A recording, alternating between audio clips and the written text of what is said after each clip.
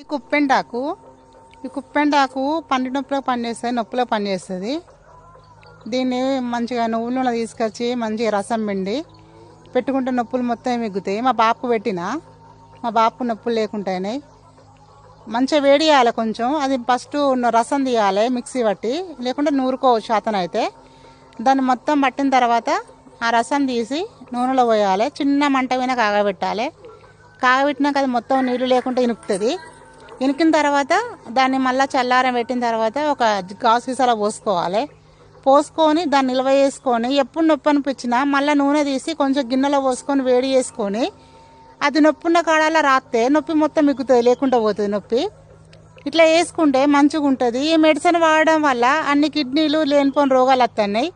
తాతల తండ్రుల నుంచి ఉన్న ఆయుర్వేదిక్ని మనము పాటిస్తేనే కదా మనకు తెలుస్తుంది. మన పిల్లలకు చెప్పాలి కదా, మనం కూడా వేసుకొని.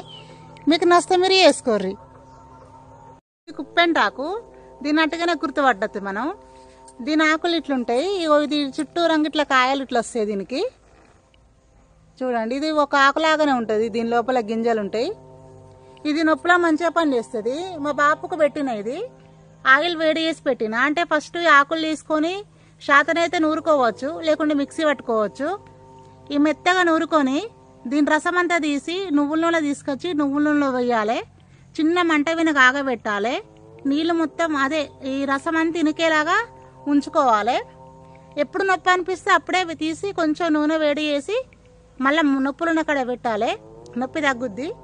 మా బాబుకు పెట్టి 10 సంవత్సరాలు అయింది. నేను ఇప్పుడు ఎప్పుడు ఏ కష్టం అనిపించినా ఈ ఆయుర్వేద సంబంధించినవే వాడతా ఎక్కువ. నేను మనం వాడితేనే కదా మన పిల్లలే తెలుస్తుంది, మన పిల్లలు చేసుకుంటారు.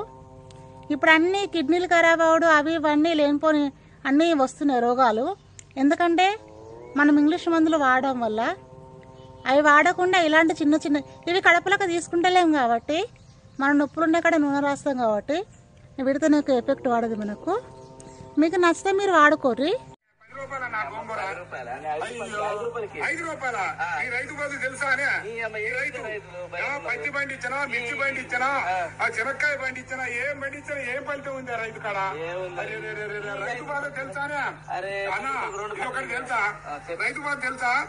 నేను పంట పండించిన రైతు పత్తి ఏ ఫలితం లేకుండా రైతునయ్యి పుట్టినాను, రైతునయ్యి పెరిగినాను, రాయినయ్యి నేను పుట్టే రండి లేకుంటుందనయ్యా. పత్తి పంట నేను ఎత్తే మిత్తి కన్నా ఎల్లలే. ఏం బతుకు ఏం బతుకు ఈ రైతు బతుకు చూడరా, ఏం బతుకు ఏం బతుకు. అరే మిర్చి పంట నేను ఎత్తే ఖర్చులన్నా బూడలే. ఏం బతుకు ఏం బతుకు ఈ రైతు బతుకు. ఈ బతుకు నేను బతుకాను.